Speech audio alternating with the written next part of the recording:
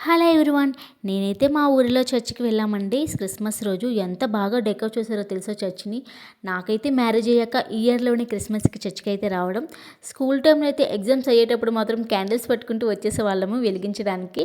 ఇంకా Sunday exams కూడా బాగా రాయాలని. ఇంకా సండే టైంలో కూడా వచ్చేవాళ్ళం అప్పుడప్పుడు. ఇంకా అసలు లోపల కూడా ఎంత బాగా డెకరేట్ చేశారో తెలుసా. మేమైతే హిందూసే అయినా నాకైతే ఎటువంటి భేదాలు అయితే ఉండవు. ఏ దేవుడైనా ఒకటే కదా, ఏ మతమైనా ఒకటే, ఏ కులమైనా ఒకటే అని నేనైతే అనుకుంటా.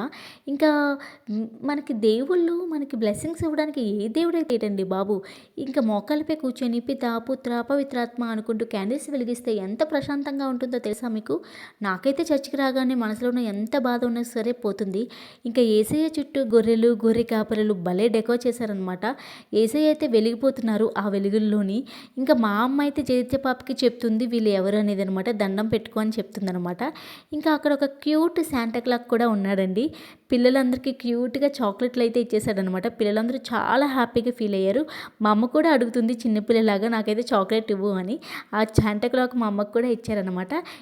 ఇంకా బయట ప్రోగ్రామ్ కూడా అవుతుంది. అది నెక్స్ట్ వీడియోలో పెడతాను. అంతే వీడియో. Bye guys.